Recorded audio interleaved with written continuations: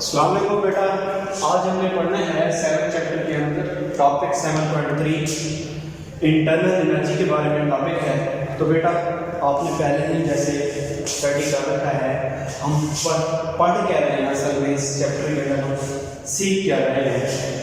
तो बेटा हम ये सीख रहे हैं कि कोई भी केमिकल रिएक्शन है, उस केमिकल रिएक्शन के दौरान, ठीक है, उस केमिकल रिएक्शन के होने के दौरान जो एनर्जी, जो हीट, जो प्रेशर, जो टेम्परेचर, जो वॉल्यूम, जो चीज़ें चेंज होती हैं, हम उनको नोटिस कर रहे हैं। अब इसी वजह से कल हमने एक चीज़ जहाँ वो अंडर कंसिडरेशन हमारी ये बातें होंगी उसको हम सिस्टम बोलेंगे, और आउट ऑफ अंडर कंसिडरेशन हमारा सराउंडिंग ये होगा। तो उसके बारे में हम कल डिटेल में बात कर चुके हैं। तो अब बेटा वही बात है कि जहाँ हम अंडर कंसिडरेशन हमारे पास जो पार्ट ऑफ द यूनिवर्स है जिसे हम बोलते हैं सिस्टम, तो सिस्टम के अंदर जो है, सिस्टम के अंदर जो भी मॉलिक्यूल, जो भी मैटर होता है, सिस्टम के अंदर जो मैटर होता है, जो मॉलिक्यूल होता है, वो क्या रखता है, डेफिनेट अमाउंट ऑफ एनर्जी। यहाँ तक बात समझ आ रही कि हम अंडर कंसिडरेशन जहाँ हम तब्दीलियों को नोटिस कर रहे हैं, जहाँ हम केमिकल रिएक्शन को ऑब्जर्व कर रहे हैं, उस जगह को जहाँ हम सिस्टम बोलते हैं, वहाँ जो मैटर मौजूद है, मैटर के पार्टिकल्स या मैटर्स की अपनी खास कोई ना कोई एनर्जी होगी, वैल्यू होगी। वो एनर्जी हमेशा दो तरह की होती है, कोई भी मैटर हो उसकी पोटेंशियल एनर्जी भी होती है और काइनेटिक एनर्जी भी होती है। हाँ जी, मैटर क्या कैरी करता है, एक सिस्टम जिसके अंदर मैटर है, मैटर की कोई खास एनर्जी है, तो वो बेटा मैटर की पोटेंशियल एनर्जी भी होगी और काइनेटिक एनर्जी भी होगी। हम काइनेटिक एनर्जी के बारे में पहले ही बहुत डिटेल में पढ़ चुके हैं, लेकिन दोबारा से मैं आपको बताता हूँ कि काइनेटिक एनर्जी यहाँ हमारा टॉपिक भी है। तो काइनेटिक एनर्जी क्या होती है, किस तरह से होती है बेटा, ये तीन तरह की होती है, तीन तरह की होती है। फिजिकली मैंने आपको दिखाया था कि काइनेटिक एनर्जी किस तरह से होती है। Kinetic energy first translational kinetic energy, बेटा क्या, ट्रांसलेशनल काइनेटिक एनर्जी। देखिएगा ये एक मॉलिक्यूल किसी भी मैटर का है, किसी भी मैटर का आइटम है, मॉलिक्यूल है, ये अपनी जगह पोजीशन चेंज करता है, एक पोजीशन से दूसरी पोजीशन पर।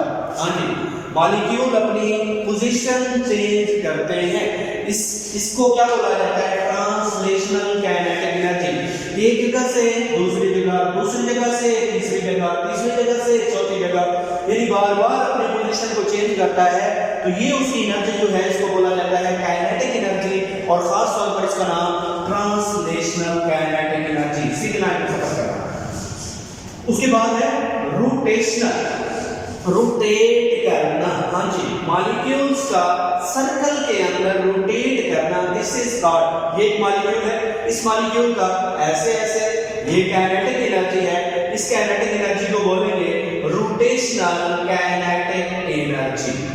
उसके बाद है बेटा वाइब्रेशनल काइनेटिक एनर्जी। वाइब्रेशनल कौन सी होती है, ये एक मॉलिक्यूल है, ये एक मॉलिक्यूल है, इस मॉलिक्यूल का, हाँ जी, बैक एंड फोर्थ, क्या बोला जाता है, बैक एंड फोर्थ, आगे और पीछे, इस तरह से एक मॉलिक्यूल है, इस मॉलिक्यूल का आगे और पीछे, आगे और इसी तरह से एक नुक्ते से आगे और पीछे, इस काइनेटिक एनर्जी को क्या बोला जाता है बेटा, क्या बोला जाता है, वाइब्रेशनल। हाँ जी, बैक एंड फोर्थ, एक मॉलिक्यूल का ऐसे अपने पॉइंट के ऐसे ऐसे घूमना, ऐसे ऐसे मूव करना, इसको हम बोलते हैं वाइब्रेशनल काइनेटिक एनर्जी। यानी हमने नतीजा ये निकाला कि सिस्टम के अंदर जो मैटर है, उस मैटर के मॉलिक्यूल की कोई ना कोई पोटेंशियल है, उनके अंदर कोई एनर्जी सेव है, जिसे हम पोटेंशियल एनर्जी बोलते हैं, और उन्हीं मॉलिक्यूल्स की मूव करने वाली जो एनर्जीज हैं, वो चाहे जैसे भी मूव करते हैं, काइनेटिक एनर्जी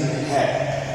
उसके बाद फ्रॉम बेटा जी ट्रांसफरिंग, अब बेटा जी ऐसे है कि वो उस सिस्टम के अंदर मैटर है, मैटर की एनर्जी है, एक तो वो सेव एनर्जी जो पोटेंशियल है, दूसरी जो वो हरकत कर रहा है वो भी उसी की एनर्जी है, जिसे हम काइनेटिक बोलते हैं, चाहे जिस तरह से भी।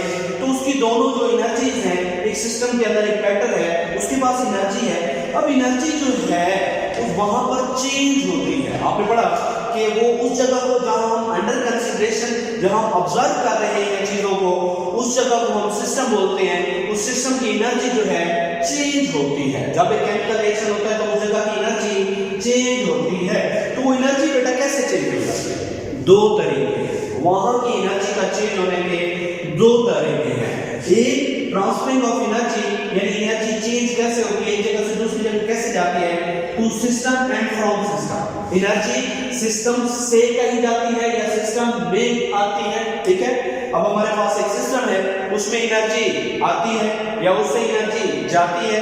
तो to and from this system जो एनर्जी चेंज आता है, ये कैसे आएगा, एनर्जी कैसे जाएगी, एनर्जी कैसे आएगी? तो एनर्जी दो तरह से जा भी सकती है और आ भी सकती है। हम बाकायदा ऑब्जर्व करेंगे टू मेथड्स हैं बेटा।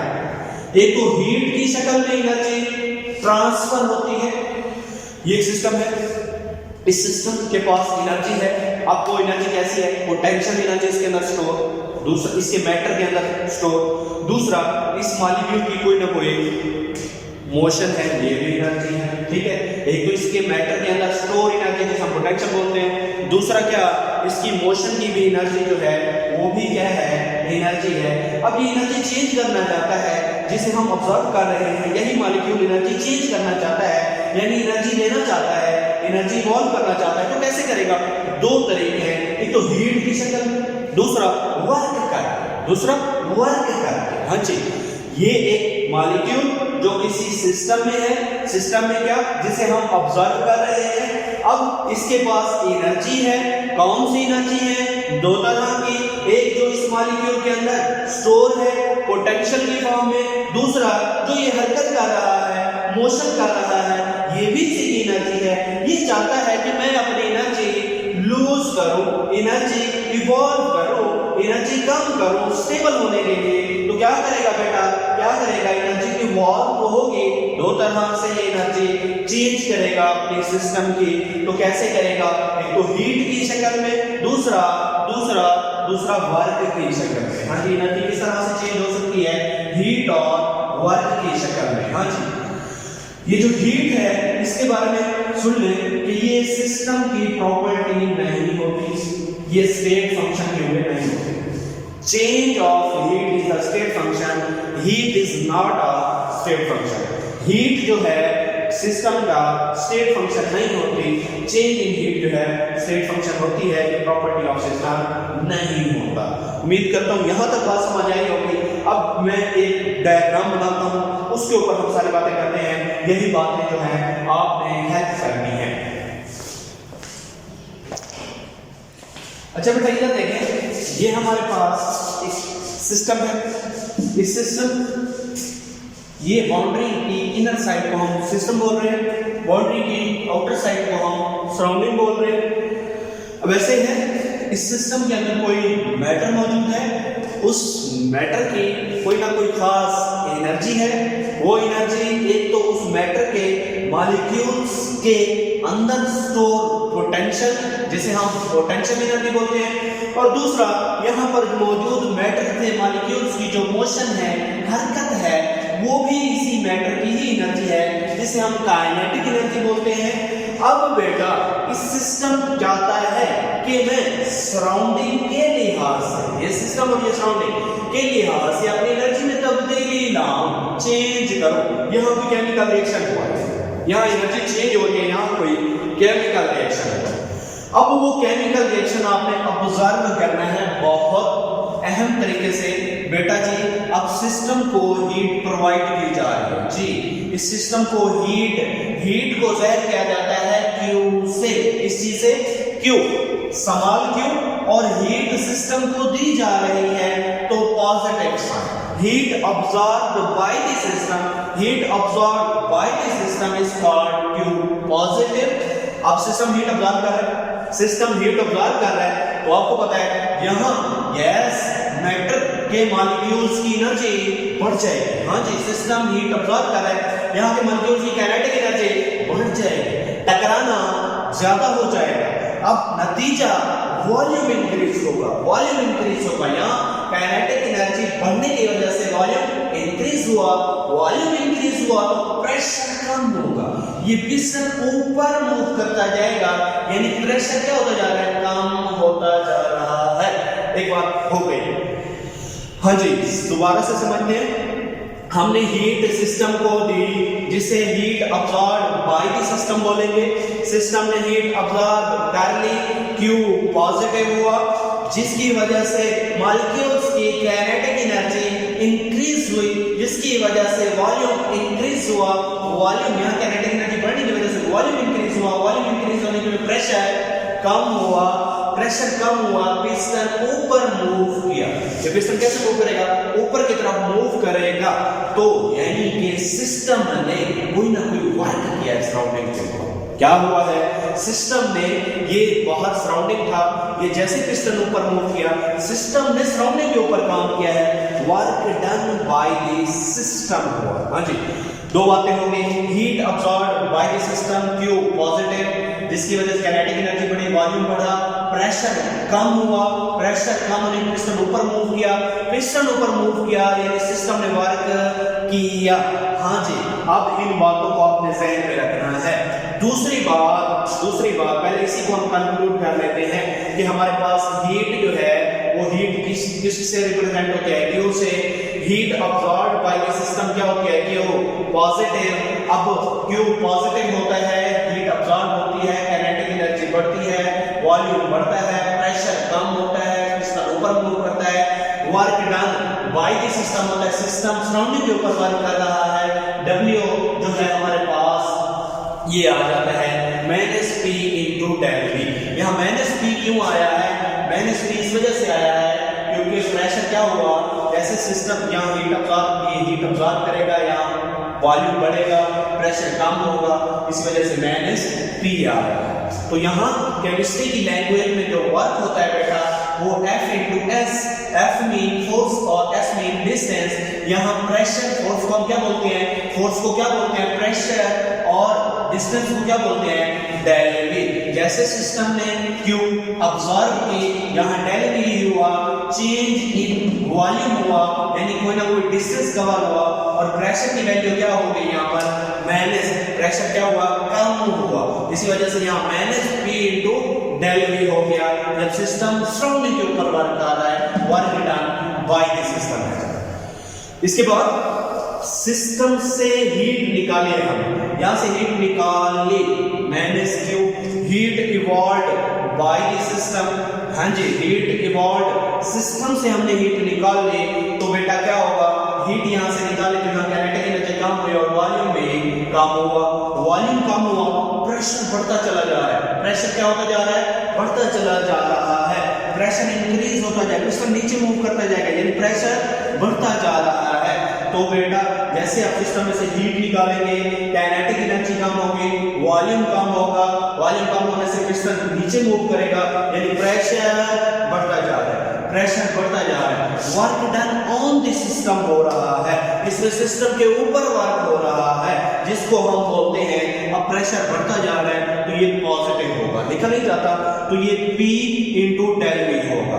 यानी दो बातें हो गई, work done by the system, जब सिस्टम ने सराउंडिंग के ऊपर काम किया तो हीट अब्सॉर्ब की, इंटरनल एनर्जी बढ़ाई, वॉल्यूम बढ़ाया, प्रेशर को कम किया, तो पिस्टन मूव किया, सिस्टम ने सराउंडिंग के ऊपर काम किया, तो वो माइनस में होता है, work done by the system is minus, negative, और work done on the system कब होगा, अब जब सिस्टम में से हीट इवॉल्व होगी, वॉल्यूम कम होगा, प्रेशर बढ़ता जाएगा, पिस्टन नीचे मूव करता आएगा, तो work done on the system हुआ, work done on the system is the positive. ये बातें समझ आ गई बेटा, इसी को अपने मद्देनजर रखना है, heat absorbed by the system अब positive, heat evolved by the system is negative. हाँ जी, हीट सिस्टम अब्सॉर्ब करता है तो वॉल्यूम बढ़ता है, प्रेशर कम होता है, work done by the system negative होता है। दूसरी तरफ heat evolved by the system से